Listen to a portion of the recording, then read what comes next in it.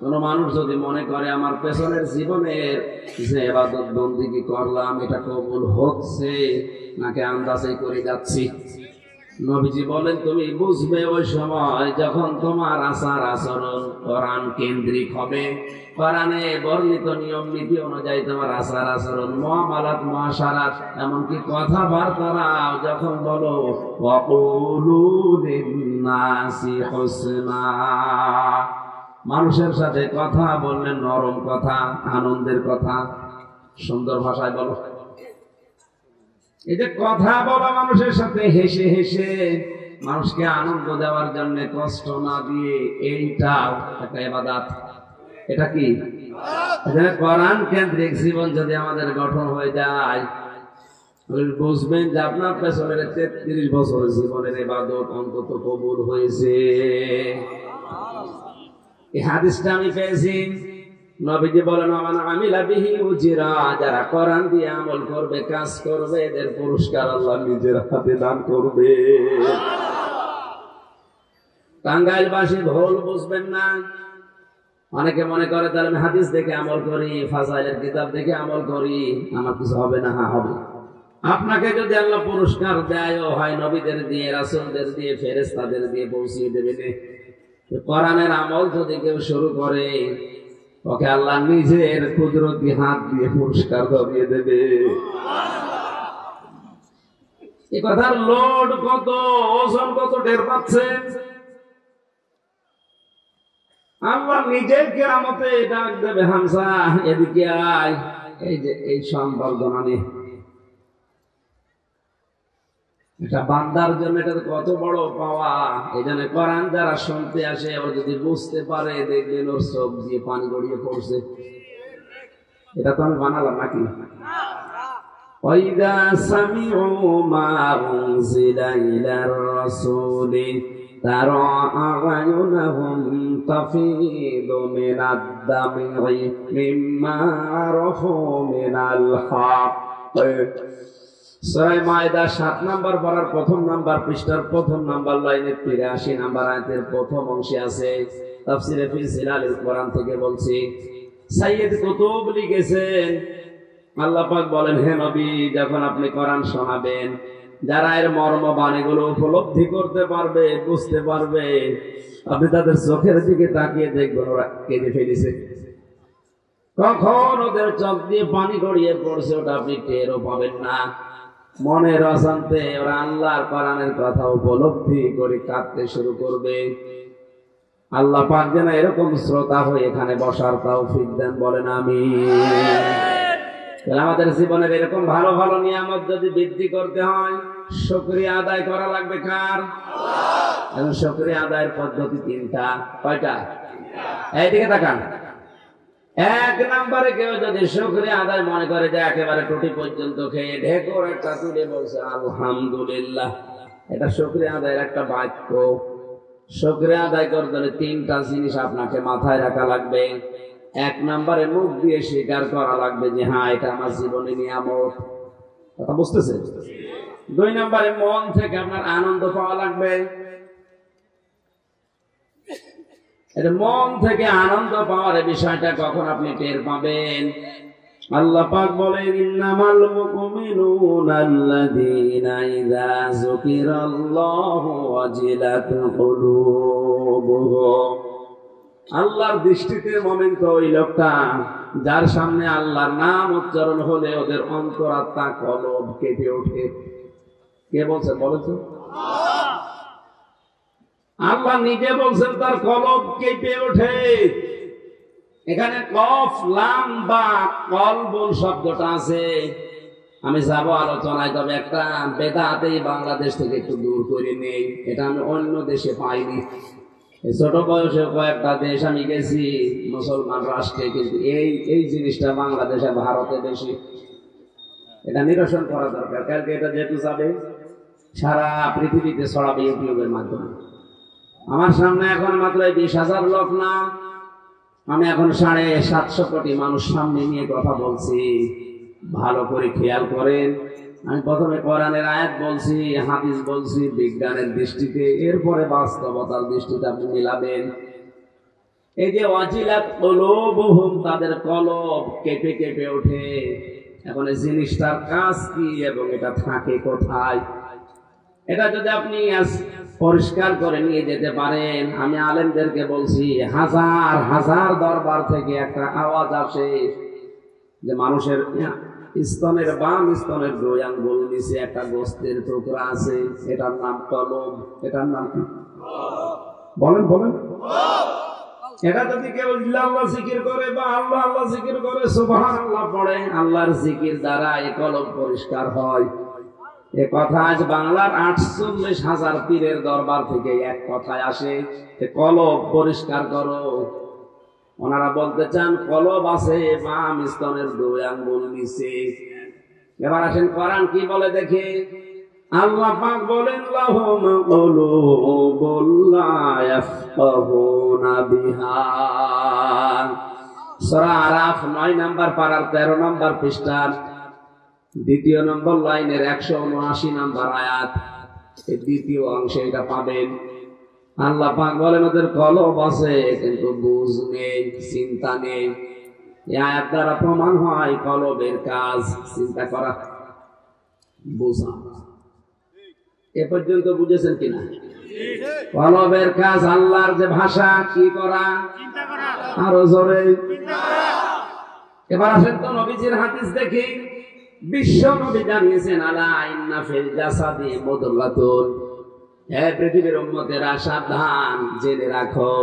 আলা মানে সাবধান, জেনে রাখো। ইন্না ফিল জাসাদি মুদগাতুন, প্রত্যেকটা মানুষের এই 3.5 হাত বডির ভেতরে একটা গোস্তের টুকরা আছে। এটা পাশে ছোটবেলা থেকে বিভিন্ন মাওলানার মুখে শুনেছি। এই হাদিসের ব্যাখ্যা এভাবে করছে, প্রতিটি মানুষের শরীরের ভেতরে একটা গোস্তের টুকরা আছে। ওয়াইদা ফাসাদাত ফাসাদাল জাসাদু, ওটা যদি খারাপ হয়ে যায় পুরা শরীরটাই খারাপ হয়ে যায়, আর ওইটা যদি ভালো থাকে পুরা মানুষটাই ভালো হয়ে যায়। আলা, আমি আবার বলছি সাবধান, জেনে রাখো, ওয়াহিয়াল কলব, ওই গোস্তের টুকরার নাম কলব। নাম কি? কলব। এই হাদিস পর্যন্ত বুঝেছেন কিনা? না, আপনি বুঝেন। শব্দটার দিকে খেয়াল করেন, আলা ইন্না ফিল জাসাদি। আলা মানে জেনে রাখো, সাবধান। ইন্না মানে নিশ্চয়, ফি মানে মধ্যে, জাসাদ মানে শরীর, মুদগা মানে গোস্তের টুকরা। আমার অন্তর ঠিক আছে। হাদিসের বাস্তবতা আমি নিয়ে যাচ্ছি। আল্লাহ নবী কিন্তু বলেন না আলা ইন্না ফিস সিররি, মাথার ভেতর ওই টুকরাটা আছে, এটা বলেছেন। আলা ইন্না ফিল বুতুনি, পেটের ভেতরে গোস্তের টুকরা আছে, বলো না কেন? এটা ক্লাস চলছে একটা। আল্লাহ নবী জানিয়েছেন পুরা শরীরের ভেতরে কোথায় আছে ওইটা তোরা বের কর।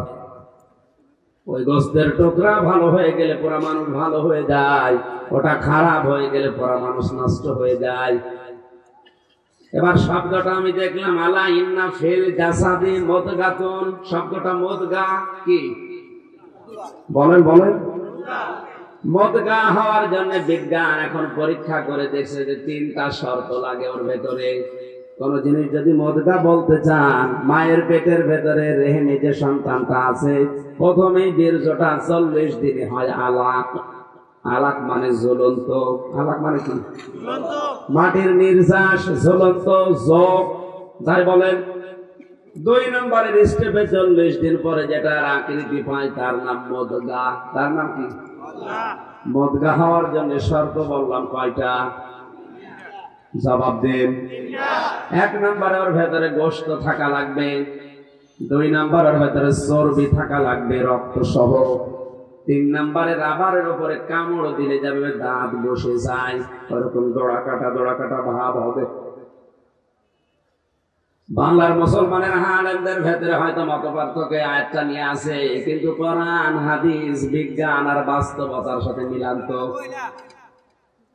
আবহামান কাল থেকে যারা এই কথা বলে অনেককে ধোঁকা দিয়ে বোকা বানিয়ে কলব পরিষ্কারের নামে জোরে জোরে ধাক্কা মারাচ্ছেন, আসলে কলব এখানে আছে কিনা।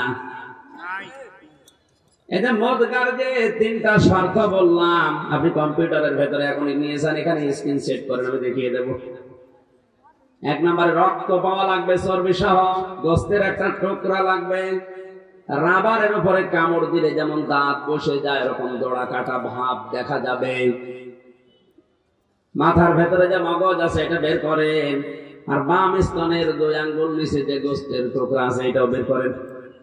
এই দুইটা পাশাপাশি রাখলে নবীর হাদিসের সাথে যে মুদগা শব্দটা ওইটার সাথে মিলছে আপনার বুক না মাথা? বলেন বলেন। আর আমরা কোরআনের আয়াত বললাম কি মানুষকে চিন্তা কলব দিয়েছি কিন্তু চিন্তা করে না, তাহলে কলবের কাজ যেহেতু চিন্তা করা, আর চিন্তা মানুষ বুক দিয়ে করে না, করে মাথা দিয়ে। এটা পাগলেও বোঝে যে মানুষ চিন্তা বুক দিয়ে করে না মাথা দিয়ে? আর জোরে মাথার ওই মগজের ভেতরে রক্ত আছে, চর্বি আছে, দড়া কাটা ভাব আছে, কথা বলছে না কেন? আর বাম স্তনের 2 আঙ্গুল নিচে যে গোস্তের টুকরা, এখানে হয়তো আপনি রক্ত পাবেন, চর্বি পাবেন, দড়া কাটা ভাব নেই। ওই ভাবগুলো আল্লাহ এমনি তৈরি করেনি।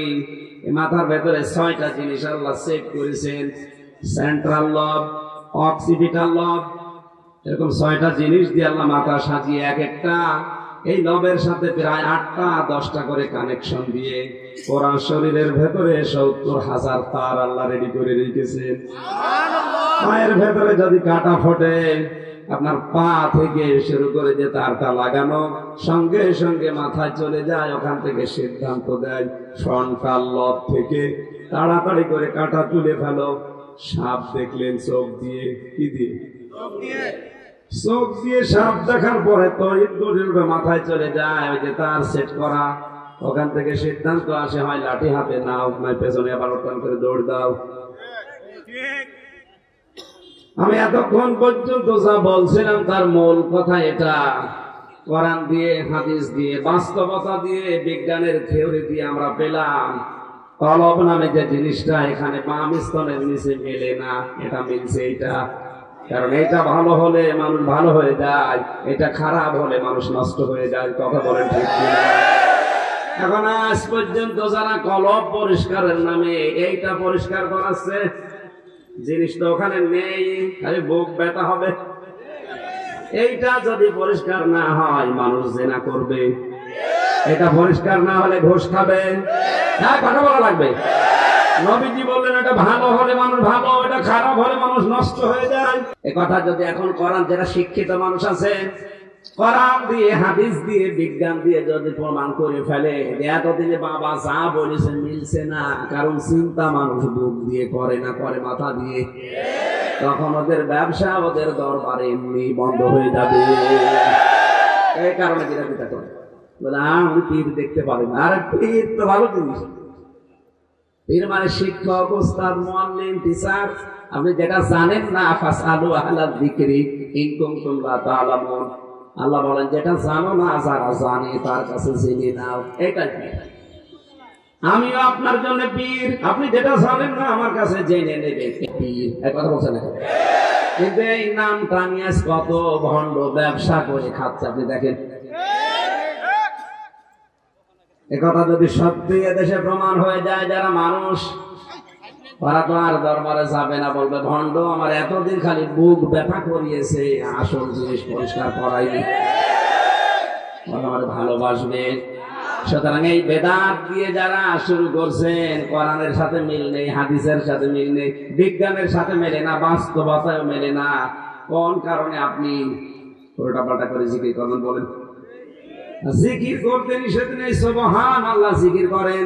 সুবহানাল্লাহ মানে কি? আল্লাহ পবিত্র। সুবহানাল্লাহ মানে কি? সকালবেলা 100 বার সুবহানাল্লাহ, আল্লাহ তুমি পবিত্র বলে গেলেন। দোকানে বসে আপনি ওজনে কম বেশি করেন, খাদ্যের ভেজাল দেন, সুবহানাল্লাহ আছে? কিসে সুবহানাল্লাহ? আপনি যেমন বললেন সুবহানাল্লাহ, আল্লাহ পবিত্র, আল্লাহর বিধান কি? কথা বলেন না কেন? এই যে ওজনে কম বেশি যারা করে, এখানে আল্লাহর বিধান আছে না নেই? কি এখানে কি? ওয়াইলুল লিল মুতাফফিফিনা আল্লাযীনা ইযা তালু আলান নাসি ইস্তাওফুন। আল্লাহ বলেন ধ্বংস হয়ে যাক ওই দোকানদার গুলো ওই ব্যবসায়ীগুলো ধ্বংস হয়ে যাক যারা ওজনে কম বেশি করে। এই ওজন বলতে আমরা অনেকে মনে করি যারা দাড়ি পাল্লা ওজন করছে শুধু এরাই ধরা খাবে, আমরা নেই না। প্রাইমারি থেকে শুরু করে বিশ্ববিদ্যালয় পর্যন্ত যারা ক্লাস নেয় এই শিক্ষকরা, এরা ওজনে কম বেশি করছে। আজকে বলেন, একটা শিক্ষক হতে হলে অনেক জ্ঞান তার অর্জন করা লাগে। আপনি তো নেওয়ার সময় ঠিক মতোই নিয়েছিলেন, দেওয়ার সময় ওইটা ডেলিভারি দেননি, তখন বলে প্রাইভেট পড়া লাগবে, নাইট কোচিং করা লাগবে।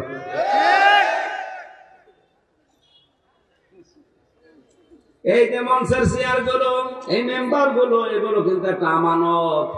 উনি হক কথা বলার জন্য আপনি সেই কুষ্টিয়া থেকে আমার নিয়ে আসলেন। আমি যদি এখন ওই কথাগুলো ডেলিভারি দিতে না পারি, আমি তো নেওয়ার সময় ঠিকই বিভিন্ন জায়গা থেকে নিয়েছিলাম আপনাকে দেওয়ার জন্য। সঠিকভাবে যদি এখন ডেলিভারি দিতে না পারি, আমি ওই আয়াতের ভেতরে পড়ে যাবো। কথা বলেন না কেন? আয়াত অনুযায়ী হাজারো শিক্ষক, হাজারো বক্তা, হাজারো দায়িত্বশীল আমার দৃষ্টিতে আয়াত পড়ে মনে হচ্ছে ধরা খেয়ে বসে আছে। কারণ একজন ডক্টর যে বিশ্ববিদ্যালয় ক্লাস নিচ্ছে, সামনে যারা বসে থাকে 80 জন ছাত্র ছাত্রী কিন্তু সব ম্যাগনেট নিয়ে বসে আছে। যে সে তার ভার্সিটি চান্স পাবে না। 80 জন ছেলে মেয়ের সামনে 1 ঘন্টা লেকচার দিতে হলে কমপক্ষে ওই 50 ঘন্টা পড়া লাগে। 150 থেকে 200টা বইয়ের রেফারেন্স দেওয়া লাগে, নয়তো আপনার কথাও শুনবে না। একটা এত কিছু বিভিন্ন জায়গা থেকে জ্ঞান অর্জন করেছে, কষ্ট করে সাধনা করে, ওইটা উচিত ছিল যারা ওর নিচে আছে ছাত্র হিসাবে তাদেরকে ডেলিভারি দেবে, যেভাবে পেয়েছে ওইভাবে। এবার আর দিতে চাচ্ছেন না, বলছে না কোচিং করা লাগবে। কুষ্টিয়া বিশ্ববিদ্যালয় সহ বাংলাদেশের বহু ভার্সিটি থেকে ক্লাস বাদ দিয়ে অনেক স্যারেরা ঢাকায় গিয়ে প্রাইভেট ভার্সিটিতে ক্লাস নেয়। আরে ভাই, আপনার দায়িত্ব সরকার দিয়েছে কুষ্টিয়াতে, আর আপনি ঢাকায় পড়ে আছেন। নেওয়ার সময় তো আপনি কম নেননি, দেওয়ার সময় যেখানে দেওয়া দরকার ওখানে না দিয়ে কালো পথে হাঁটতেছে। অজিলাত কুলুবুহুম শব্দটার ব্যাখ্যা করার জন্য পর্যন্ত আমি এসেছিলাম। সত্যি যদি মানুষের ভেতরে মনুষ্যত্ব থাকে, ও যদি কোরআনের কোন শব্দ বুঝতে বুঝতে চেষ্টা করে, অবশ্যই তার কলিজায় কাঁপ ধরবে। মনের অজান্তেই কখন তার চোখ দিয়ে যেন পানি গড়িয়ে পড়বে। আল্লাহ পাক বলেন, এটা যেহেতু আমার নিয়ামত, এই নিয়ামতের শুকরিয়া আদায় করবা। মুখে স্বীকার, অন্তরে একটা আনন্দ আনন্দ ভাব লাগবে, খুশি খুশি লাগবে। 3 নম্বরে আল্লাহর যে নিয়ামত পেয়েছো, ওই নিয়ামতের সঠিক ব্যবহার তার নির্দেশ মতো করা লাগবে। এই 3টা শর্ত। এই 3টা শর্তের ভেতরে 1 নম্বরে মুখে স্বীকার, 2 নম্বরে অন্তরে প্রভাব সৃষ্টি করা, 3 নম্বরে কাজে পরিণত করে আল্লাহর বিধানে ওইটা চালানো। এটা যদি কেউ করতে পারে, আল্লাহ গ্যারান্টি দিচ্ছে অবশ্যই তার জীবন ওই নিয়ামত আমি বাড়াতেই থাকবো। আপনি কোরআনের এরকম হাজার হাজার অনুষ্ঠান জীবনে পাবেন। হযরত আবু বকর কোরআনের পেছনে শ্রম দিয়ে, হযরত ওমর কোরআনের পেছনে সময় দিয়ে, তারা যদি আজ চিরন্তন হয়ে যেতে পারে, অমর হয়ে যেতে পারে, আমরা কি মানুষ না? আমরা পারবো না কেন? এখন থেকে সিদ্ধান্ত হবে জীবনে কোরআনের সাথে যে জিনিসের সম্পর্ক জীবন গেলে ওইটা ছাড়বো না। ওরাইন কাফারতুম, যদি কুফরি করো, না শুকরিয়া করো, গুরুত্ব না দাও, ইন্না আযাবি লাশাদীদ, ওইটা তো কেড়ে নেবই নেব, অবশ্যই আমার আযাব কঠিন, তার ভেতরে ফেলে দেব। জোরে বলেন নাউজুবিল্লাহ। রাসূলুল্লাহর যে কথাটা বলার জন্য আমি মনে মনে করছিলাম, ওইটা আবার মনে এসেছে। এটা কানে দিকে বিশ্ব নবীর আদর্শ পেয়ে যারা খুশি, আমরা সবাই বললাম একমাত্র আদর্শ বিশ্ব নবী মুহাম্মদ রাসূলুল্লাহ সাল্লাল্লাহু আলাইহি সাল্লাম। যা একটা দিয়ে আমাদের এই দেশে আর ভারতে পাকিস্তানে ওয়াজ করে বেশি মানুষ, তার নাম সূরা আলে ইমরানের 31 নম্বর আয়াত। একটু খেয়াল করে শুনবেন, 5-7 মিনিট মন লাগিয়ে শুনেন, দেখেন নতুন একটা জিনিস আজকে বের হবে। কুল ইন কুনতুম তুহিব্বুনাল্লাহা ফাত্তাবিউনি ইউহিব্বুকুমুল্লাহ। ويغفر لكم ذنوبكم والله غفور رحيم সূরা আলে ইমরান 3 নাম্বার পারা 13 নাম্বার পৃষ্ঠা 4 নাম্বার লাইনের 31 নাম্বার আয়াতে আছে। এটা তাফসীরে ইবনে কাসির থেকে বলছি। আল্লাহ পাক বলেন নবী আপনি বলুন। হ্যাঁ আলেম যারা আছেন একটু খেয়াল করুন ভাই। হে নবী আপনি বলুন ইন কুনতুম তুহিব্বুনাল্লাহ, যদি আল্লাহকে ভালোবাসিয়ে দাবি করো। এ দাবি আমাদের নেই, বলেন না কেন? এ দাবি যারা করো তাদেরকে আল্লাহ বলছেন যদি এই দাবি করো যে আল্লাহ তোমাকে ভালোবাসি, এ দাবির পেছনে একটা তোমাকে কথা মানা লাগবে। ফাত্তাবিউনি, তাহলে আমার নবীর অনুসরণ করো। কার? কেউ যদি বলে আল্লাহ তোমাকে ভালোবাসি, আল্লাহ বলে দাঁড়া, এ ভালোবাসার প্রমাণ দেওয়া লাগবে আমার নবীর অনুসরণের মাধ্যমে। যদি কেউ নবীকে অনুসরণ করা শুরু করে, আল্লাহ পাক জানিয়েছেন 2টা পুরস্কার তাকে দেওয়া হবে। ইউহিব্বুকুমুল্লাহ, আল্লাহ নিজেই তাকে ভালোবাসা আরম্ভ করবে। এখানে যদি 10,000 মানুষ থাকে, আমার মনে হয় খুব বেশি হলেও 10 জন মানুষ এই পর্যন্ত বুঝেছেন, বাকি আন্দাজে মাথা নাড়াচ্ছেন। শব্দের দিকে খেয়াল করেন তো। কেউ যদি বলে আল্লাহ তোমাকে ভালোবাসি, আল্লাহ বলেন এটা রাখ, তোকে আমার রাসূলের অনুসরণ করা লাগবে। এই অনুসরণ যখন আপনি শুরু করবেন, তখন আল্লাহ 2টা পুরস্কারের ঘোষণা দিয়েছেন। 1 নম্বরে আল্লাহ নিজে আপনাকে উল্টা করে ভালোবাসা আরম্ভ করবে। না করেছে? শব্দটা কিন্তু মোজারে, বর্তমান, ভবিষ্যৎ, প্রেজেন্ট, ফিউচার। আল্লাহ মাজির শব্দ, অতীতের শব্দ দেননি যে আপনি রাসূলকে অনুসরণ করলে আল্লাহ আপনাকে ভালোবেসে ফেলেছে। না, আপনি যখন থেকে অনুসরণ আরম্ভ করবেন, ওই জায়গা থেকে আল্লাহ আপনাকে ভালোবাসা শুরু করবে। রাসূলকে অনুসরণ কি? মাথা থেকে পা পর্যন্ত রাসূলকে যেভাবে আল্লাহ পাঠিয়েছেন, যেভাবে তিনি দেখিয়েছেন, ওইভাবে আপনাকে দেখানো লাগবে। মাথার চুলের কাটিং হবে নবীজির মতো, মোছের সাইজ হবে নবীজির মতো, দাড়ির সাইজ হবে নবীজির মতো, পোশাক আশাক বাকি যা আছে সব অনুসরণ লাগবে নবীজির। ও বাংলার মুসলমানেরা, আপনি বলেন তো, এখন মাথা থেকে শুরু করে রান্নাঘর থেকে সংসদ এ পর্যন্ত নবীজির অনুসরণ কোন জায়গায় আছে? এবারে দ্বিতীয় শব্দ, আল্লাহ পাক বলেন যদি কোন মানুষ নবীজির অনুসরণ আরম্ভ করে, আমি তাকে ভালোবাসা শুরু করব। এখন এই আংশিক অনুসরণ না পূর্ণাঙ্গ? এই অনুসরণ কি আংশিক না পূর্ণাঙ্গ? তাম দুনিয়ার দিকে তাকান, আমাদের অনুসরণ কিন্তু হচ্ছে না তা না, কিন্তু 100 জনের 99 জন মানুষের অনুসরণ হচ্ছে রাসূলের আংশিক। পূর্ণাঙ্গ অনুসরণ হচ্ছে না। আব্দুল্লাহ ইবনে উবাইয়ের দিকে তাকান, পুরো জীবন আমি পড়ে দেখেছি এ লোকটার রাসূলের অনুসরণে কোনো কমতি আমার দৃষ্টিতে আমি পাইনি। নবীজি যখন যা বলতেন ও সঙ্গে সঙ্গে সেটা করে ফেলতো। নবীজির পেছনে নামাজ পড়তো, আল্লাহর নবীর মতো দাঁড়িয়ে রেখেছিল, নবীজির মতো জামা গায়ে দিত, বিশ্ব নবী মুহাম্মদ রাসূলুল্লাহর সাথে রোজা রাখতো। নবীজি একদিন বলেছিলেন আল্লাহর কাছে 2টা নাম কিন্তু প্রিয়, একটা আব্দুর রহমান আর একটা আব্দুল্লাহ। বৈঠকে বসা ছিল আব্দুল্লাহ বিন উবাই, পেছন দিক থেকে এক জোড়ে বাড়িতে এসে বলছে, সন্তান এদিকে আয়। নবীজির মুখে শুনেছি আল্লাহর কাছে প্রিয় নাম আব্দুল্লাহ, আজকে থেকে তোর নাম আমি রেখে দিলাম আব্দুল্লাহ। তোর ছেলেকে ডাক দে। নাতি ছেলে এসেছে, ডাক দিয়ে বলে তোর নাম কি রেখেছে জানি না, আজকে থেকে তোর নাম আব্দুল্লাহ। নিজের বাবার নাম পাল্টিয়ে দিয়েছে আব্দুল্লাহ, এমনকি নিজের নামও পাল্টিয়ে দিয়েছে আব্দুল্লাহ। আপনি একটু ভাবেন তো, তার অনুসরণ রাসূলের কথা শোনার পরে কম ছিল না বেশি ছিল? হ্যাঁ বলেন। পুরো জীবন তার ভেতরে কোনো দুর্বলতা, কোনো ফাঁক ফোকর আমি পাচ্ছিলাম না।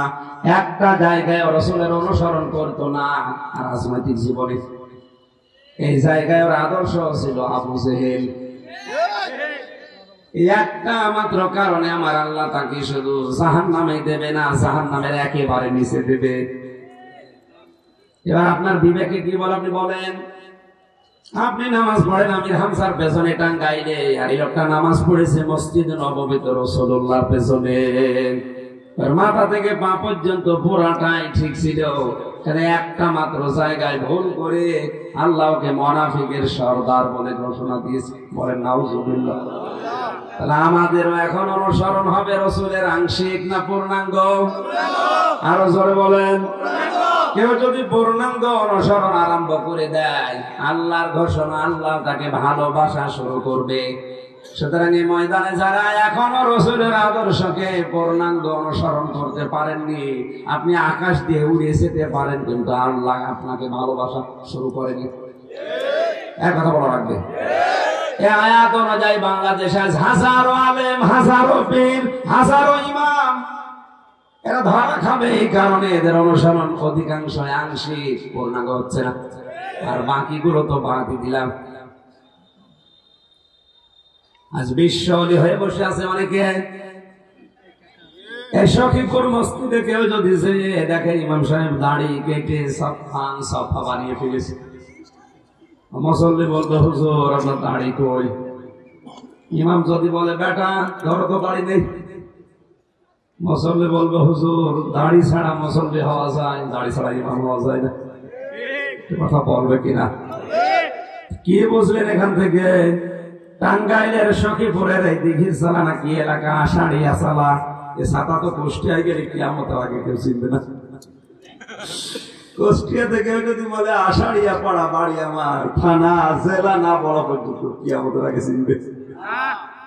এই জায়গার একটা মসজিদের ইমাম হিসাবে আপনি মেনে নিতে পারছেন না লোকটা দাড়ি কাটে তাই, অথচ দাড়ি কেটে আজ অনেকে বিশ্ব অলির দাবি করছে, অমরি খেয়েছে পড়ে। আরে ওর ভেতরে রাসূলের আদর্শই নেই, ও বিশ্ব অলি হয় কি করে? আয়াতের শেষ কথা ছিল আল্লাহ যদি কাউকে ভালোবাসা আরম্ভ করে, আমার আল্লাহ পুরস্কার হিসাবে তার জীবনের অপরাধগুলো মাফ করে এখনই দিয়েছে। তার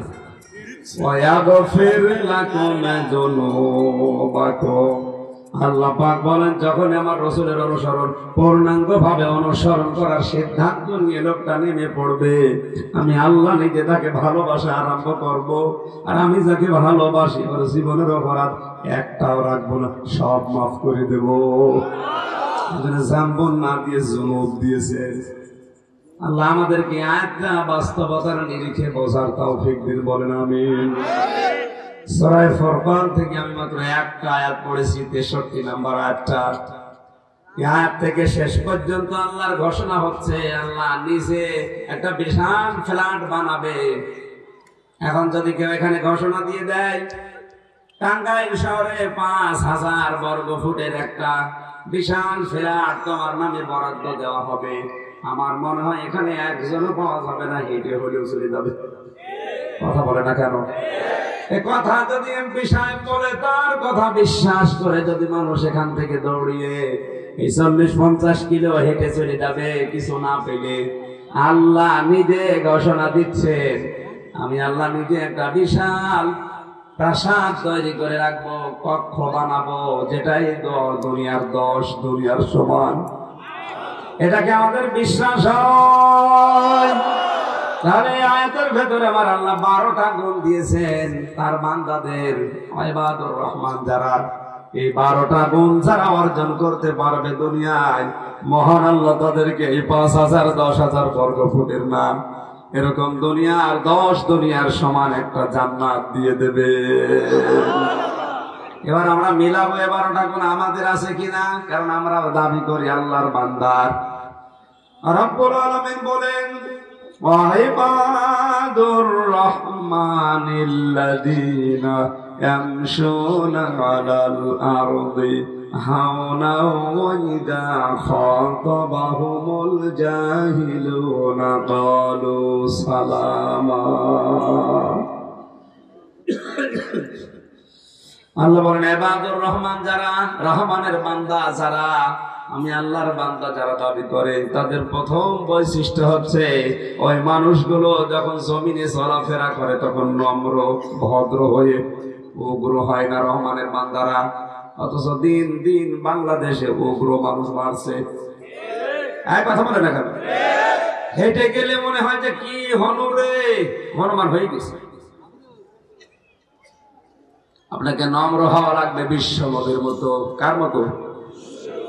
পৃথিবীতে সব চাইতে নরম আচরণের মানুষ ছিলেন আমাদের নবী। তার দিলটা এত নরম ছিল, হাত তুলতে দেরি হতো, চোখে পানি আসতে দেরি হতো না। অথচ তার পেছনের আগের যত অপরাধ আল্লাহ সবই মাফ করে দিয়েছে। এই জন্য আমাদের যে আল্লাহর বান্দা দাবি করে ওই রকম একটা বিশাল ফ্ল্যাট পেতে চাই, আমাদের আচরণ হওয়া লাগবে নম্র ভদ্র। 2 নম্বরে ওয়াইদা খাতাবাহুমুল জাহিলুনা ক্বালু সালামা।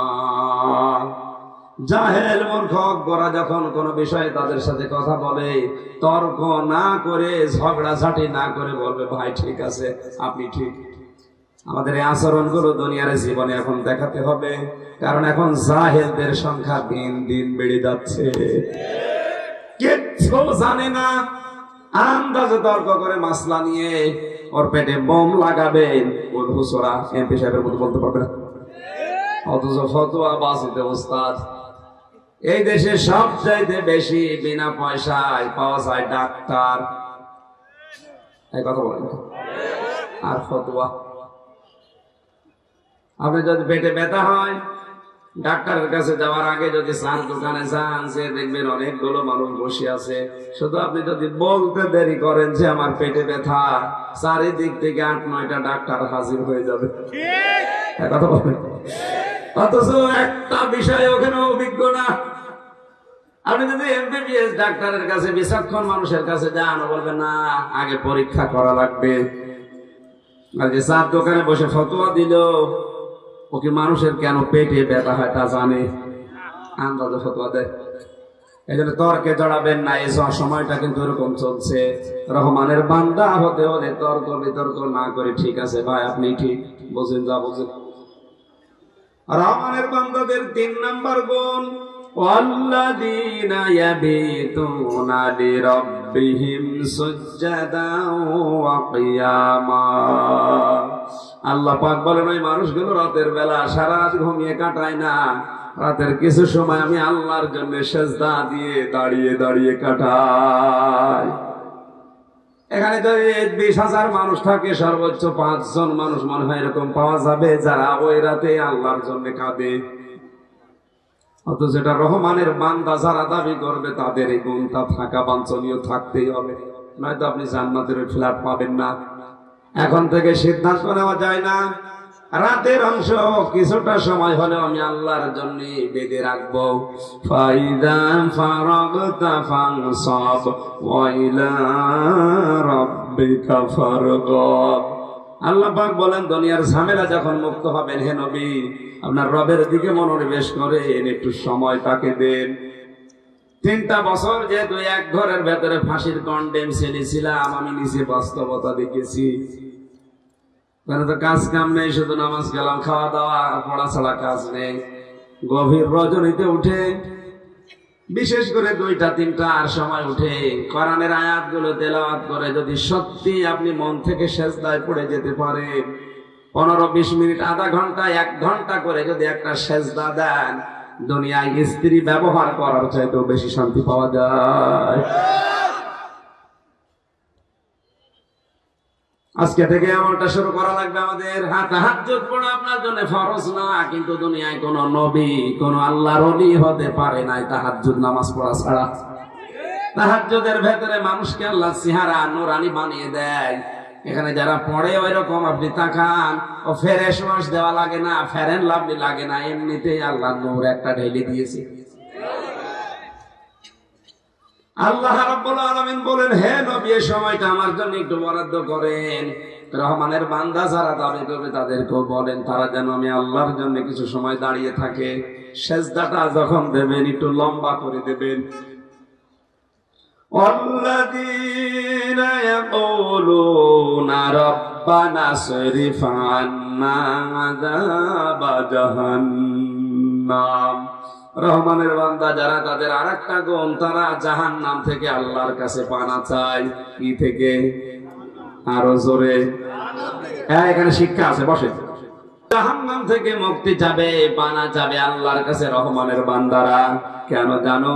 কেন এমন জাহান্নাম আমি বানিয়েছি, হে নবী, কোনদিনের শাস্তির কল্পনাও কোন মানুষের হৃদয়ে জাগ্রত হয়নি।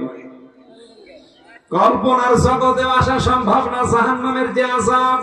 খালি জাহান্নাম নামই শুনেছি, গরম পানি আর আপনার শরীরের পুজ রক্তগুলো একসাথে মিশিয়ে যখন ফেরেশতারা ঠোঁটের কাছে আসবে, হাদিস শরীফ প্রমাণ করেছে মানুষের ঠোঁটের গোশতগুলো ঝুলে ঝুলে পড়বে তাপে, খেতে চাইবে না। জোর করে যখন খাওয়াবে, পেটের ভেতরে যাওয়ার সঙ্গে সঙ্গে নাড়ি ভুঁড়িগুলো সব পায়খানা রাস্তা দিয়ে বের হয়ে যাবে। আল্লাহ পাক বলেন, আমার বান্দাদের তাদেরকে এটা শোনান, তারা যেন জাহান্নাম থেকে আমার কাছে পানা চায়। এটা বড় ভয়ঙ্কর জায়গা, এটা বড় কঠিন জায়গা, যে গরম আছে, এটা জাহান্নামের একটা নিকৃষ্ট জায়গার নাম। নবীজি মসজিদে নববীতে বসেছিলেন, হঠাৎ তিনি কেঁপে উঠলেন। সাহাবীরা বলে, হুজুর কি হয়েছে? নবীজি বলেন, 70 বছর আগে একটা পাথর জাহান্নামের উপর থেকে ফেলে দিয়েছিল, এই মাত্র জাহান্নামের তলদেশে গিয়ে পৌঁছেছে। একটু আওয়াজ হয়েছে, জিবরাইল আমার কানে এসে বলেছে, এই জন্য আমি লাফিয়ে উঠলাম। বাংলার মুসলমানেরা কি জায়গা আপনি টের পাচ্ছেন? 70 বছর যদি লাগে একটা পাথর তার নিচে যেতে, হামজারে ফেলে দিলে কত বছর লাগবে বলেন? নবীজি পাথরের কথা বললেন, তোলার কথা বলেননি। 5 তলা বিল্ডিং এর উপর থেকে কেউ যদি তোলা ফেলে দেয়, এক মন পাথর ফেলে দেয়, নিচে পড়বে আগে কোনটা? বলেন না কেন? যার ওজন বেশি আছে এটা আগে পড়ার কথা। মানুষের চাইতে পাথরের ওজন বেশি। আল্লাহর নবী উদাহরণ হিসাবে কি সেট করলেন জিবরাইলের কাছে শুনে, যে পাথর পড়তে যদি এত সময় লাগে, আমি মানুষ, আমি পড়ে গেলে কত সময় লাগবে? এই জন্য যত মানুষ কাবা শরীফ তাওয়াফ করে, এমপি সাহেব হাজি, এই রুকনে আমিনি থেকে হজরে আসওয়াদ, এই জায়গাটা পার হওয়ার সময় লক্ষ লক্ষ মানুষের একটা আয়াত পড়ে, রব্বানা আতিনা ফিদ দুনিয়া হাসানা ওয়া ফিল আখিরাতি হাসানা ওয়া কিনা আযাবান নার। এই খেয়াল করবেন, এটা এমনিতেই পড়ে না। আল্লাহর কাছে বলছে, আল্লাহ তোমার কাবা আমার সামনে, তুমি দুনিয়ায় আমাকে কল্যাণ দাও, হাসানা দাও। কোন জায়গার? বলেন বলেন। এখানে ভেদ দুনিয়া হাসানার ভেতরে 10টা পয়েন্ট আছে। কেউ যদি মনে করে আমার দোয়া কবুল হয়েছে, তাহলে সে 10টা জিনিস দুনিয়ায় পাবে। আমার এই আয়াতের উপরে আলোচনা না, এই জন্য বিস্তারিত বলতে গেলে পুরা কোরআনের এই আয়াতগুলো শেষ হবে না। দুনিয়ার হাসানা আমি তাফসিরে পেয়েছি 10টা, আখিরাতের হাসানা 5টা। তাহলে 10 আর 5 কত? 15। অকিনা আযাবান নার, আল্লাহ জাহান্নাম থেকে বাঁচাও। আল্লাহ বলেন জাহান্নাম থেকে বাঁচার উপায় মাত্র একটা। কয়টা? এ দোয়া কবুল করার পেছনে যদি আপনি দেখেন যে হ্যাঁ 10টা, 5টার একটাই 16টা জিনিস আমি আসলে পাচ্ছি, তখন বুঝবেন আপনার দোয়া কবুল হয়েছে। আর একটাও যদি না পান, বুঝবেন শুধু দোয়া করে গেছেন, মাথার উপরে ওঠেনি। জাহান্নাম থেকে বাঁচার উপায়, যেহেতু জাহান্নামের আয়াতটা পড়েছে, এই জন্য এই শব্দটা বললাম। আমি একা না, সবাই দোয়া করেছি, ওয়াকিনা আযাবান নার, আল্লাহ আমাদের সবাইকে তুমি জাহান্নামের আগুন থেকে বাঁচাও। নবীজি বলেন জাহান্নামের আগুন থেকে বাঁচার উপায় আছে একটা। এই হাদিসের ব্যাখ্যা, একটা হাদিস এসেছে, কিয়ামতে আরাফ নামক একটা প্রাচীর থাকবে। ওই প্রাচীরের উপরে আল্লাহ কিছু মানুষকে দাঁড় করিয়ে দেবেন।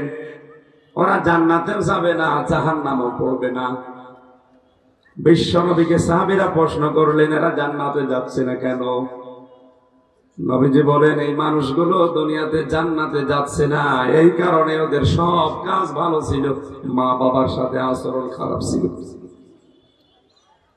এই কথা খেয়াল করেন, এ জায়গায় দাঁড়িয়ে আছে প্রাচীরের ওপরে আরাফ নামক প্রাচীর। নবীজি বলেন ওদের জীবনের সব কাজগুলো আমরা পেয়েছি, কিন্তু এই লোকটার জীবনে মা বাবার সাথে আচরণ খারাপ করতো। আজকে একটা ভিডিও ভাইরাল হয়েছে, দেখেছেন? 3 ভাই 2 বোন, সব বড় বড় হয়ে বিভিন্ন দেশে বিভিন্ন জায়গায় প্রতিষ্ঠিত হয়ে গেছে। এর ভেতরে একটা ভাই তো পাগলামি করছে, তার বউ ছিল, বউ তার ছেড়ে চলে গেছে, পাগল হয়ে গেছে। এখন মার বাবাকে সব ভাই বোন মিলে সিদ্ধান্ত নিচ্ছে, টাকা পয়সা জমি জায়গা যা আছে সব আমাদের নামে লিখে বাবাকে রাস্তায় ছেড়ে দাও। এদের 5টা সন্তান, আরে পাগলটা নিয়ে 6টা। এই পাগলটা বৃদ্ধাশ্রমের যিনি পরিচালক তাকে বলছে, আমার বাবা ভাই আর বোনরা মিলে সিদ্ধান্ত নিয়েছে তার জমি জায়গা টাকা পয়সা যা আছে ওইটুকু আমাদের নিজেদের নামে লিখে নিয়ে তার রাস্তায় ছেড়ে দেয়। এই 5 জন সন্তান যদি কাবা শরীফে বসেও মারা যায়, ওরা আরাফ নামক প্রাচীরে থাকবে, জান্নাত পাবে না। আসতে বলে সাহাবীরা প্রশ্ন করলেন, তাহলে জান্নাতে পাচ্ছে না, জাহান্নামে যাবে না কেন? ওরা তো জাহান্নামে ফেলে দেওয়ার কথা। বিশ্বনবী বলেন না, ওদের জীবনে ছোটখাটো চাই থাকুক, ওরা ইসলাম কায়েমের জন্য দুনিয়াতে আন্দোলন করত। এটা সূরা সাফের 11 নম্বর আয়াতে দলিল আছে, হাল আদুল্লুকুম আলা তিজারা তুনজিকুম মিন আযাবিন আলীম। আমি কি একটা ব্যবসার কথা বলবো যেটা করলে জাহান্নামের আগুনে যাওয়া লাগবে না? সে ব্যবসার 3টা মূলনীতি এখানে আছে, আল্লাহর উপরে বিশ্বাস, রাসূলের উপরে বিশ্বাস, আর এই 2টা বিশ্বাসকে সামনে রেখে জান আর মাল দিয়ে আল্লাহর দ্বীনকে জমিনে কায়েম করার জন্য জিহাদ করা। সুতরাং ইসলাম কায়েমের জন্য যারা চেষ্টা করবে, আন্দোলন করবে, সংগ্রাম চালাবে দুনিয়াতে জান আর মাল দিয়ে, ওদের আর যাই হোক আল্লাহ ওদেরকে জাহান্নামে দেবে না। জাহান্নাম থেকে বাঁচার উপায় যে একটা, এটা আপনার টার্গেটে থাকা লাগবে। আমি যাই করি না কেন আল্লাহর দ্বীন যেন জমি কায়েম হয়, আল্লাহ তুমি এটা আমাকে দেখাও। এর জন্য যত কিছু করা লাগে ডাইরেক্ট ইনডাইরেক্ট পেছনের দরজা দিয়ে হলো আমাকে করা লাগবে। আমার ভাইরা, পরে আয়াতে আল্লাহ জানিয়েছেন, আল্লাযীনা ইযা আনফাকু লাম ইউসরিফু ওয়া লাম ইয়াকতুরু ওয়া কানা বাইনা যালিকা কাওয়ামা। আমার রহমানের বান্দা তারা যারা দান করতে করতে ফকির হয়ে যাবে না, আবার একেবারে কৃপণতা করবে না, মধ্যম পন্থায় তাদের জীবন চালাবে। ওয়াল্লাযীনা লা ইয়াদউনা মা'আল্লাহি ইলাহান আখার, ইলা আখির আয়াত। এখানে 3টা পাপের কথা আছে, 1 2 3। নবীজি তাফসিরে জানিয়েছেন পাপ এই 3টা, কিন্তু শাস্তি হবে ডবল। কয়টা?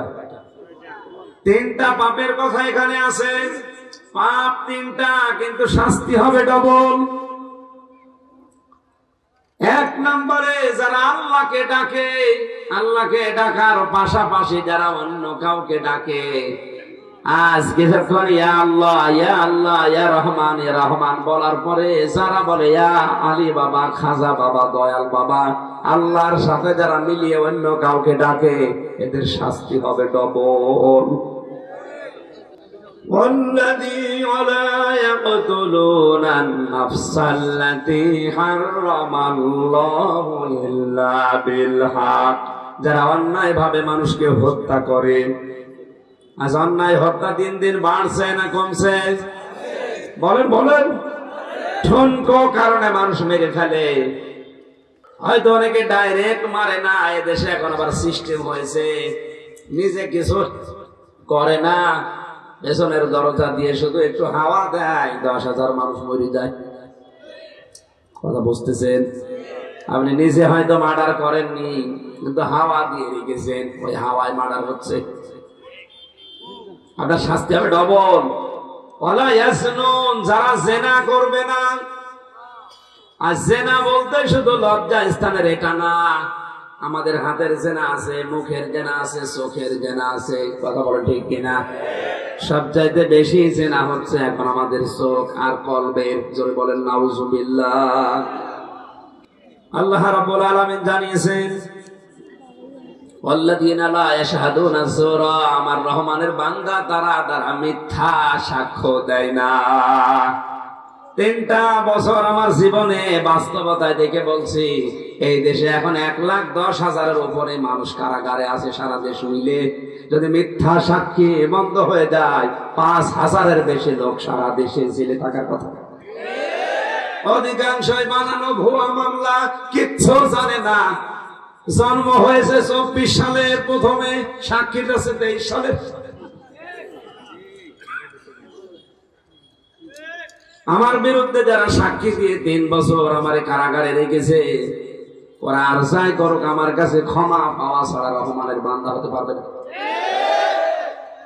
বহু মানুষকে এভাবে বিনা কারণে অন্ধকার প্রকোষ্ঠে 1 দিন 2 দিন না, বছরের পর বছর, কারো হয়ে গেছে 30 বছর, 35 বছর, 40 বছর, অথচ কিছুই না। বিষয়টা একেবারে তালগোল পাকিয়ে সুতায় সুতায় মিলিয়ে এবারে ধরিয়ে দিয়েছে। আপনি তাহাজ্জুদ পড়তে পারেন, 5 ওয়াক্ত নামাজ জামাতে পড়তে পারেন, 14 বার হজ করতে পারেন, আপনি রহমানের বান্দা এখনো হননি যদি মিথ্যা সাক্ষী দিয়ে থাকেন আর মিথ্যা সাক্ষীকে সাপোর্ট করে থাকেন। অনেকে হয়তো সাক্ষী দেয় না কিন্তু সাপোর্ট দেয়। হ্যাঁ, কথা বলছে। ওয়াল্লাযী ওয়াইদা মাররু বিল্লাগবি মাররু কিরামা, অনর্থক কথা এবং কাজ যেখানে শুরু হবে তারা নিজেদেরকে গুটিয়ে নেবে। আজ বাংলাদেশে অনর্থক কাজ যত বেশি হয়, আমাদেরকে তত বেশি ওই জায়গায় পাওয়া যায়। 4-5 দিন আগে যে দিবসটা গেল, এটা অনর্থক না? এই যে বিশ্ব বেহায়া দিবস, এটা একেবারে অনর্থক। কারণ যে লোকটা এটা আমদানি করে নিয়ে এসেছে, ওর নাম শফিক রেহমান, ইংল্যান্ড থেকে ধার করে এনেছে। ওর জীবনে কোনো ভালোবাসা নেই, এজন্য বছরে একবার ভালোবাসা পাওয়ার জন্য দিবস বানিয়েছে। এটা অনর্থক কাজ, এই জন্য বলছি। লোকটার জীবনী পড়লাম, আমার নাম ছিল শফিক রহমান। সাংবাদিকরা বলছে, স্যার আপনার নাম তো শফিক রহমান, আপনি রেহমান করলেন কেন? ও শয়তান জবাব দিচ্ছে, রহমানের ভেতরে মৌলবাদের গন্ধ পাওয়া যায়, এই জন্য কেটে বাঁকা করে রহমান দিলাম। যে লোকটা আল্লাহর নামকে উলট পালট করতে ফেলতে পারে, এ নামের ভেতরে যারা মৌলবাদের গন্ধ খোঁজে, ওর নিয়ে আসা আমদানি করা বিশ্ব বেহায়া দিবস যারা পালন করেছে, আপনি রহমানের বান্দা আর নেই। আমি কথা বোঝাতে পারিনি মনে হয়। আলহামদুলিল্লাহ। ওয়াল্লাযী, এইবারটা আয়াতটা আসছে, ভালো করে শুনুন। ওয়াল্লাযীনা ইযা যুকিরু বিআয়াতি রাব্বিহিম লাম ইয়াখিরু আলাইহা সুম্মা ওয়া উমিয়ানা। তাদের কাছে রহমানের আয়াত দিয়ে যখন ওয়াজ করা হয়, নসিহত দেওয়া হয়, এই মানুষগুলো আল্লাহর আয়াত শোনার পরে বোবা বধির অন্ধের মতো আচরণ করে না। অথচ বাংলাদেশে এইটাই বেশি হচ্ছে। কত অনুষ্ঠানে আমি বলেছি, মানিত্তাবাল হুদা বিগাইরিল কোরআন আদাল্লাহুল্লাহ। নবীজি জানিয়েছেন, কেউ যদি কোরআন বাদ দিয়ে পৃথিবীর কোন জায়গায় হেদায়েত পাওয়ার জন্য দৌড়ায়, আল্লাহ নিজে তাকে দায়িত্ব নিয়ে গোমরাহ করে দেয়। এই হাদিস তো আমি বানিয়েছি। বলেন বলেন, এখানে শব্দ হচ্ছে আদাল্লাহ। আদাল্লাহ ইউদিল্লু বাবে ইফাল। যদি নবী দল্লা শব্দ দিতেন, দল্লা ইয়াদিল্লু, তাহলে বাংলা অর্থ আসতো আপনি নিজেই নিজেকে খারাপ বানিয়ে ফেলেছেন, আপনার নিজের দায়িত্বে আপনি খারাপ হয়ে গেছেন। কিন্তু যখন আদাল্লাহ আসবে, বাংলা অর্থ দাঁড়াবে আপনার হয়তো ভালো হওয়ার নিয়ত ছিল, কিন্তু কোরআনে কারীম সেখানে নেই। এই জন্য আল্লাহ নিজে দায়িত্ব নিয়ে আপনাকে গোমরাহ বানিয়ে দেবে। ও বাংলার মুসলমানেরা, যেখানে কোরআন নেই ওখানে গেলে খারাপ বানিয়ে দেয় কে? আরো জোরে কে? সুতরাং 48,000 পীরের দরবার, আপনি একটু খোঁজ নিয়ে দেখেন কোরআন কোন দরবারে আছে। সুতরাং যেখানে কোরআন নেই ওখানে গেলে আপনাকে খারাপ বানাবে কে? বাংলাদেশের যে রাজনৈতিক দলের কর্মসূচিতে কোরআন নেই, কোরআনের কর্মসূচি নেই, ওখানে যদি কেউ দল করে ওকে খারাপ বানাবে কে? এই কথার ওজন টের পাচ্ছেন কি বললাম? এইটা যদি কেউ মেনে নেয়, বধির বোবা অন্ধের মতো আচরণ না করে যদি বুদ্ধি খাটায় যে কোরআন যেখানে নেই ওখানে গেলে আল্লাহ আমাকে গোমরা বানিয়ে দেবে, বাংলাদেশে কোরআন ছাড়ার কোন দল থাকার কথা। এই জন্য রহমানের বান্দা যারা, তাদের কাছে যখন কোরআন দিয়ে উপস্থাপন করা হবে রবের জিকির করে আলোচনা গুলো, ওই মানুষগুলো অন্ধ বধির বোবা কানার মতো আচরণ করবে না। তারা চিন্তা ভাবনা করবে আমি রহমানের বান্দা, শয়তানের বান্দা না। তারা দোয়া করবে আল্লাযীনা ইয়াকুলুনা রাব্বানা হাব লানা মিন আজওয়াজিনা ওয়া যুররিয়াতিনা কুররাতা আ'য়ুনি ওয়াজআলনা লিল মুত্তাকিনা ইমামা। তারা বলবে রব্বুল আলামিন তুমি আমাকে বউ দাও। কি দাও? এরা মনে হয় ঘুমিয়ে পড়িস। জবাব দেন না কেন? আমার না গলা ভেঙে দিয়েছে। আল্লাহর কাছে বলবে রব্বানা, হে আমাদের রব, হাবলানা আমাদেরকে দান করেন, আমাদেরকে দেন, মিন আজওয়াজিনা কি সাউজনের বহু বছর আজওয়াজ, আল্লাহ আমাদের বউ দাও। কি দাও? আরো জোরে। এখন বউ পেতে হলে কিভাবে পাওয়া লাগবে? কোন পদ্ধতিতে যাওয়া লাগবে? আল্লাহর নবী বলেন কেউ যদি আমার উম্মত হয়ে রহমানের বান্দা হয়ে বিয়ে করতে যায়, তার 4টা গুণ দেখে সে যেন বিয়ে করে। তার বংশ ঠিক আছে কিনা? কথা বুঝতেছেন? আজ হাজার হাজার মানুষ বংশের ঠিক নেই। আমি নিচে নামলাম না বংশ দেখার জন্য, এমনি বলে না। পৃথিবীর শ্রেষ্ঠ বংশে বিশ্ব নবীকে আল্লাহ পাঠিয়েছেন, কুরাইশ বংশ। 2 নম্বরে তার মাল দেখবেন, 3 নম্বরে তার চেহারা দেখবেন, 4 নম্বরে দেখবেন তার দিন আছে কিনা। নবীজি বলেন প্রথম 3টা যদি নাও পাওয়া যায়, যদি দিন ইসলাম তার ভেতরে থাকে, তাকে বিবাহ করে বাড়ি নিয়ে আসো, অবশ্যই তোমার দুনিয়া আখিরাত শান্তময় হয়ে যাবে। শুধু স্ত্রী যে আপনি শেষ করেননি, বলেছেন অযুররিয়াতিনা, হে আল্লাহ আমাদেরকে সন্তান দাও। আর ভাই বিয়ে করার পরে সন্তান দাও বললেই হয় না, সন্তান চাওয়ার জন্য যে পদ্ধতি আছে ওই পদ্ধতিতে নামার আগে আল্লাহর কাছে একটা দোয়া করা লাগে। বিসমিল্লাহি আল্লাহুম্মা জান্নিবনা শাইতান ওয়া জান্নিবিশ শাইতান মা রাযাকতানা। হে আল্লাহ তুমি আমাদের 2 জনকে শয়তান থেকে বাঁচাও। কিসের থেকে? আরো জোরে। আপনি নিজে দোয়া করছেন আল্লাহ আমাদেরকে শয়তান থেকে বাঁচাও, আর যেটা আমাদের মাধ্যমে তুমি দান করবার রিজিক হিসাবে ওইটাও যেন শয়তান থেকে বেঁচে থাকে। জন্ম দেওয়ার সময় অনেকে দোয়া পড়ে সন্তান জন্ম দিচ্ছে, অথচ সন্তান জন্মের পরে বড় হয়ে শয়তানের মিছিলের আগে আগে থাকে। আপনি টের পেয়েছেন কি বললাম? রংপুরে এক মাহফিলে এক মুরব্বী এসে বসে হুজুর দোয়া করেন। দোয়া তো করবো, ছেলে মেয়ে কয়টা? 9টা। 9টা ছেলে মেয়ে হয়ে গেছে, আপনি আবার দোয়া চাচ্ছেন? সন্তান এতগুলো জন্ম দিয়েছেন দাদা, দোয়া বলেন। এখনো পড়া হয়নি। 9টা জন্ম দিয়ে ফেলেছে, এখনো দোয়া পড়া হয়নি। পড়বে কি মরণের পরে? এখানে যারা বিবাহিত আমার মনে হয় 100 জনের প্রায় 90 জন ফেল করবে।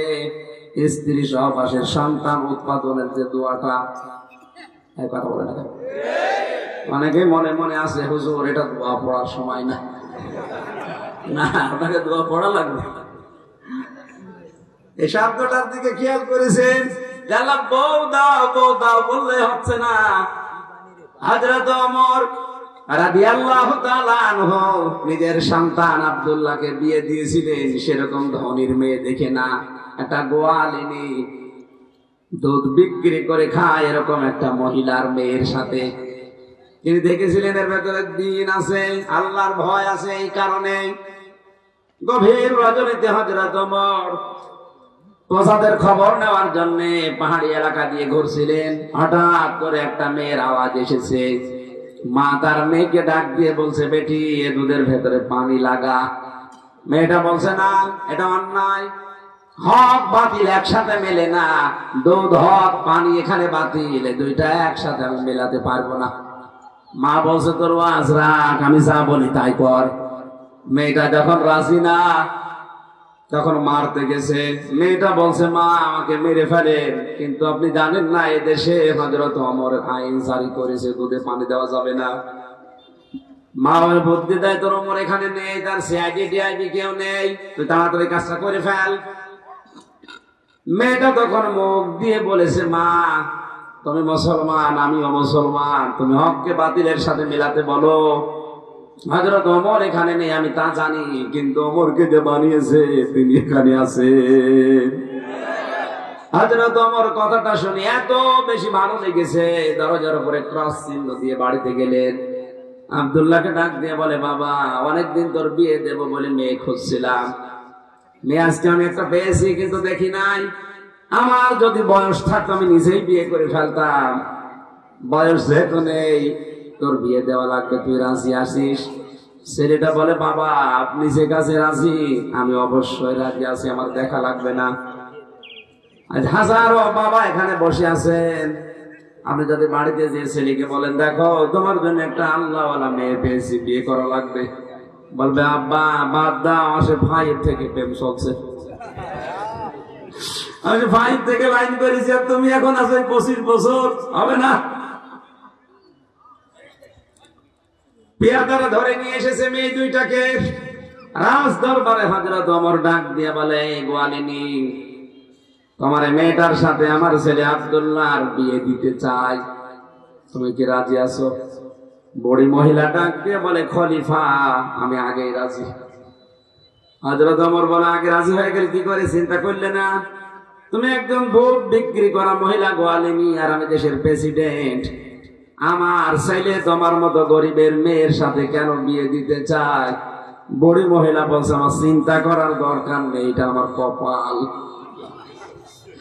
হযরত ওমর ভাই কপাল, রাতের বেলা দুধে পানি দেওয়ার জন্য পিড়াপিড়ি করছিলি করে বল, তোর কপাল দেখছি। হযরত ওমর বলে, আমি নিজে রাতের বেলা এই কাজটা করে দেখে পরীক্ষা করেছি, তোমার মেয়ের চেহারা দেখে, তোমার বাড়ির অবস্থা দেখে না, তার ভেতরে আল্লাহর ভয় আছে, দিন আছে, এই কারণে আমি বাদশা হয়েও রাজি। এজন্য আমাদের সন্তান বিয়ে করার আগে সন্তানের যে মা আপনি উপহার দেবেন, এই মেয়েটা যেন দিনদার হয়। কথা বলেন ঠিক কিনা?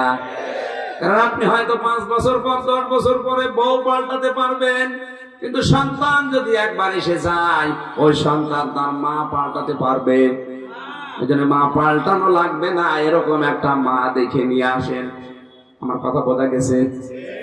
রহমানের বান্দা যারা তারা এই কাজ করবে, আল্লাহ আমাদেরকে বউ দাও, কিন্তু এরকম বউ দাও যে মেয়েটাকে হযরত ওমর ছেলের বউ করে নিয়ে আসলেন। মেয়েটা গরিবের মেয়ে, গোয়ালিনীর মেয়ে, কিন্তু আল্লাহ পাক এই মেয়ের পেটে এমন সন্তান দিয়েছিলেন, ইনসা ইসলামের 5ম খলিফা ওমর ইবনে আব্দুল আজিজ বলা হয় যাকে। জোরে বলেন সুবহানাল্লাহ। এজন্য বউ নিয়ে আসার সময় আগে খেয়াল করবেন যে ওই স্টার জলসা দেখে কিনা। অবশ্য ঠিক,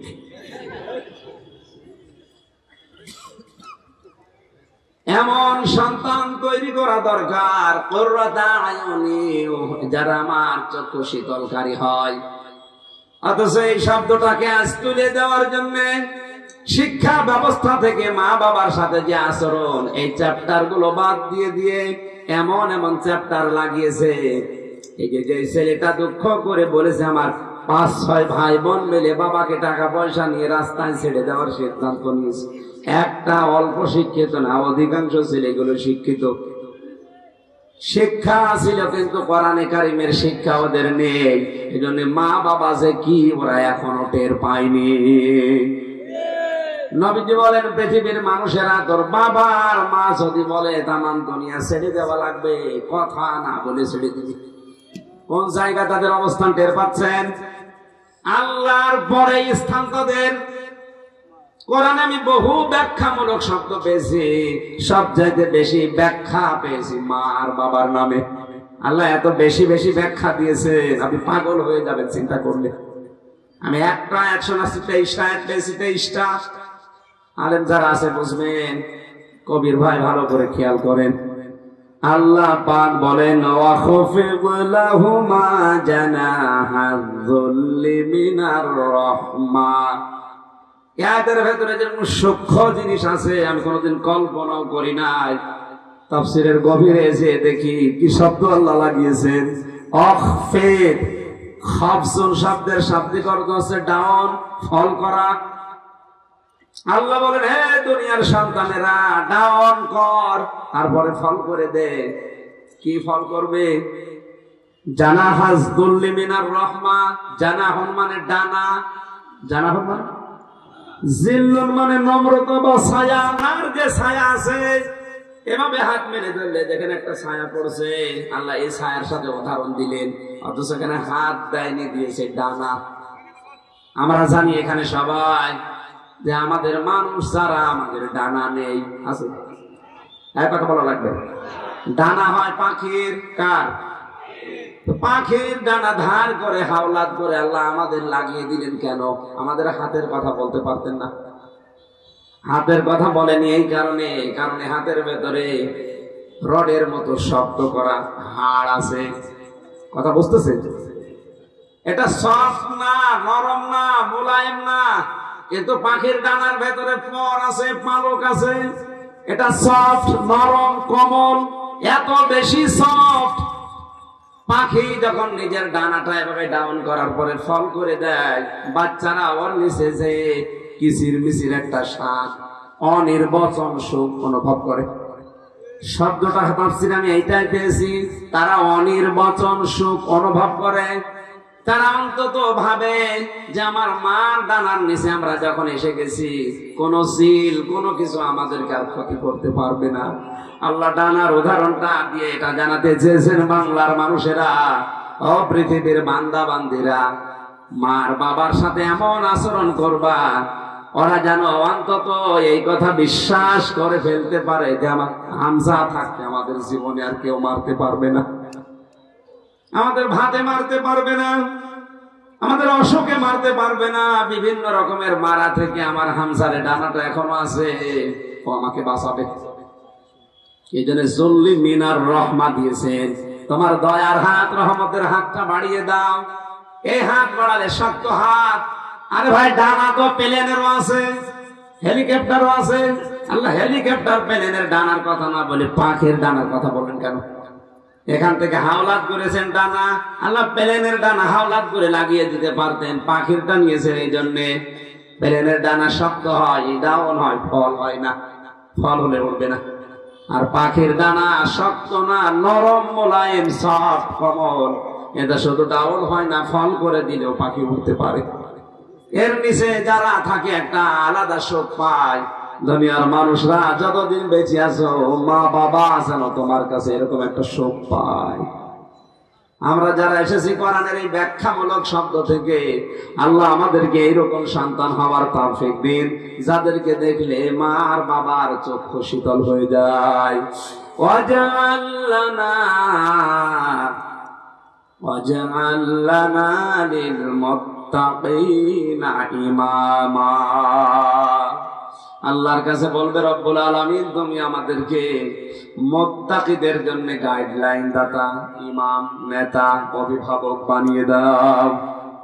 এই 12টা আগুন যারা একটা একটা করে দুনিয়াতে অর্জন করবে, আল্লাহ পাক বলেন উলাইকা ইউজাউনাল গুরফাতা, এদের জন্য আমি একটা গোরফা বানাবো, মানে রুম বানাবো, যে রুমের আয়তন 5000 স্কয়ার ফিট না, এরকম দুনিয়ার 10 দুনিয়ার সমান।